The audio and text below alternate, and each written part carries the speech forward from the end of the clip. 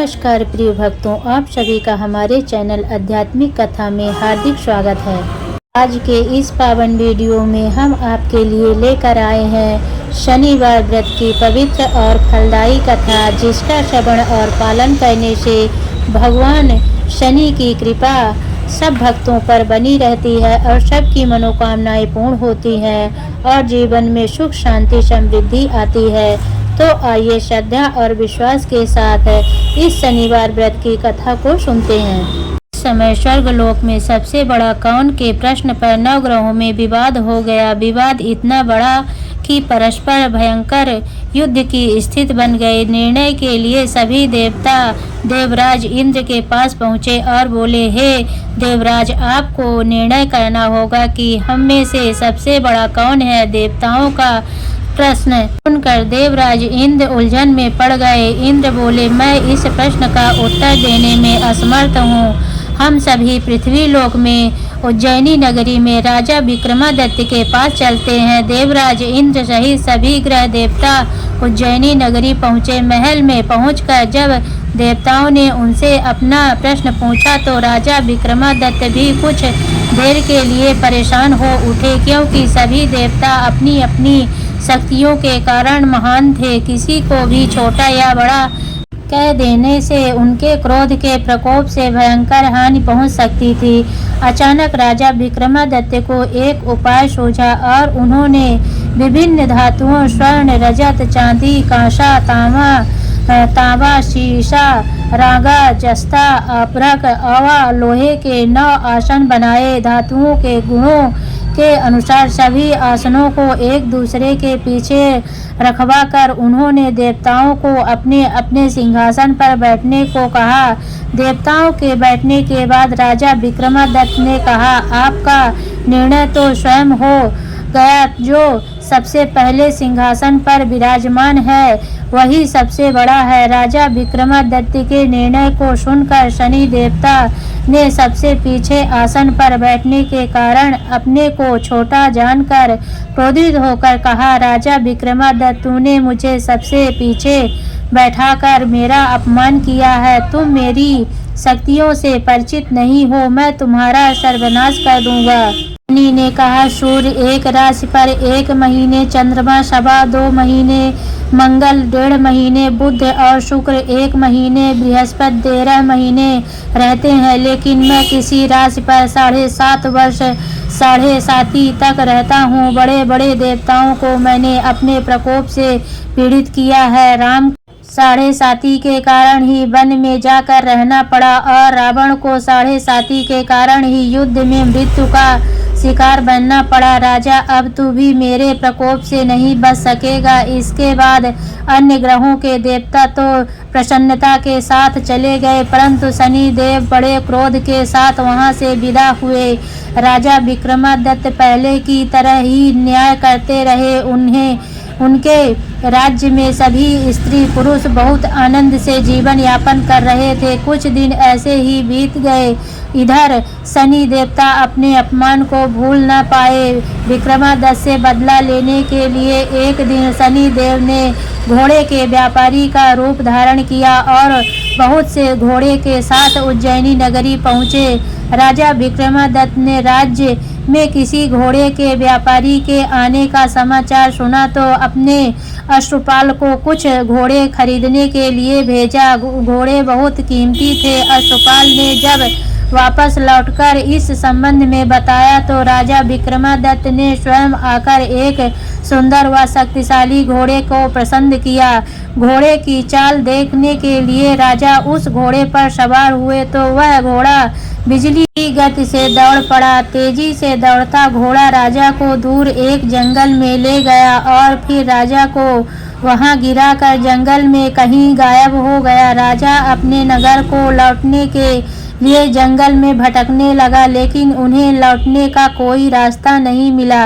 राजा को भूख प्यास लग आई। बहुत घूमने पर उसे एक चरवाहा मिला। राजा ने उससे पानी मांगा। पानी पीकर राजा ने उस चरवाहे को अपनी अंगूठी दे दी। फिर उससे रास्ता पूछकर वह जंगल से निकलकर पास के नगर में पहुंचा। राजा एक सेठ की दुकान पर बैठकर कुछ देर आराम किया। उस सेठ ने राजा से बातचीत की तो राजा ने उसे बताया कि मैं उज्जैनी नगरी से आया हूँ। राजा के कुछ देर दुकान पर बैठने से सेठ जी की बहुत बिक्री हुई। सेठ ने राजा को बहुत भाग्यवान समझा और खुश होकर उसे अपने घर भोजन के लिए ले गया।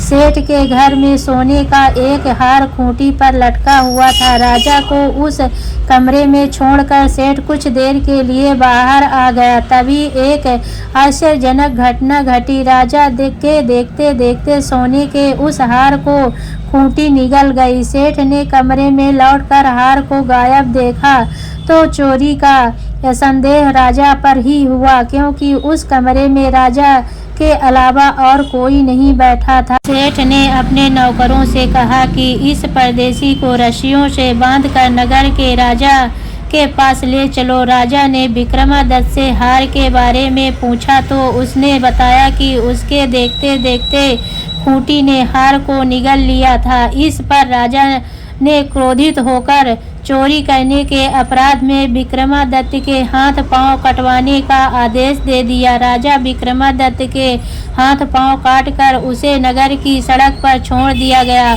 कुछ दिन बाद एक तेली उसे उठाकर अपने घर ले गया और उसे अपने कोल्हू पर बैठा दिया। राजा आवाज देकर बैलों को हाँकता रहा था। इस तरह तेली का बैल चलता रहा और राजा को भोजन मिलता रहा। शनि के प्रकोप की 7.5 पूरी होने पर वर्षा ऋतु प्रारंभ हुई।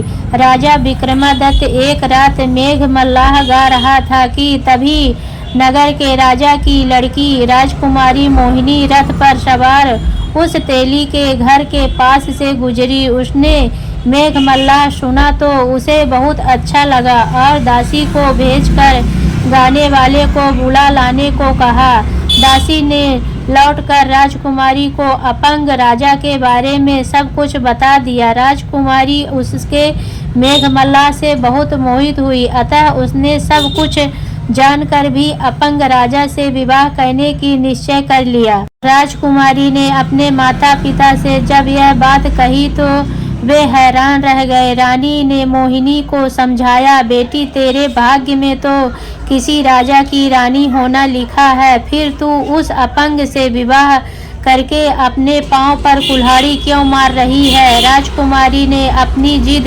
नहीं छोड़ी। अपनी जिद पूरी करने के लिए उसने भोजन करना छोड़ दिया और प्राण त्याग देने का निश्चय किया। आखिर राजा रानी को विवश होकर अपंग विक्रमादित्य से राजकुमारी का विवाह करना पड़ा। विवाह के बाद राजा विक्रमादित्य और राजकुमारी तेली के घर में रहने लगे। उसी रात स्वप्न में शनि देव ने राजा से कहा, राजा तुमने मेरा प्रकोप देख लिया, मैंने तुम्हें अपने अपमान का दंड दिया है। राजा ने शनिदेव से क्षमा करने को कहा और प्रार्थना की, हे शनिदेव आपने जितना दुख मुझे दिया है अन्य किसी को न देना।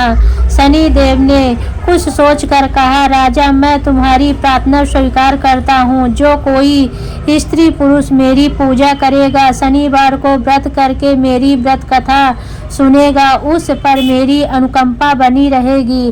प्रातः काल राजा विक्रमादित्य की नींद खुली तो अपने हाथ पांव देखकर राजा को बहुत खुशी हुई। उसने अपने मन ही मन शनिदेव को प्रणाम किया। राजकुमारी भी राजा के हाथ पांव सही सलामत देखकर आश्चर्य में डूब गई। तब राजा विक्रमादित्य ने अपना परिचय देते हुए शनिदेव के प्रकोप की सारी कहानी सुनाई। सेठ को जब इस बात का पता चला तो दौड़ता हुआ तेली के घर पहुंचा और राजा के चरणों में गिरकर क्षमा मांगने लगा। राजा ने उसे क्षमा कर दिया, क्योंकि यह सब तो शनिदेव के प्रकोप के कारण हुआ था। सेठ राजा को अपने घर ले गया और उसे भोजन कराया। भोजन कराते समय वहां एक आश्चर्यजनक घटना घटी। सबके देखते देखते उस खूंटी ने हार उगल दिया। सेठ जी ने अपनी बेटी का विवाह भी राजा के साथ कर दिया और बहुत से स्वर्ण आभूषण धन आदि देकर राजा को विदा किया। राजा विक्रमादित्य राजकुमारी मोहिनी और सेठ की बेटी के साथ उज्जैनी पहुँचे तो नगर वासियों ने हर्ष से उनका स्वागत किया। अगले दिन राजा विक्रमादित्य ने पूरे राज्य में घोषणा कराई कि शनि देव सब देवों में से सर्वश्रेष्ठ हैं। प्रत्येक स्त्री पुरुष शनिवार को उनका व्रत करे और व्रत कथा अवश्य सुने। राजा विक्रमादित्य की घोषणा से शनिदेव बहुत प्रसन्न हुए। शनिवार का व्रत करने और व्रत कथा सुनने के कारण सभी लोगों की मनोकामनाएं शनिदेव की अनुकंपा से पूरी होने लगी। सभी लोग आनंद पूर्वक रहने लगे। बोले शनिदेव भगवान की जय।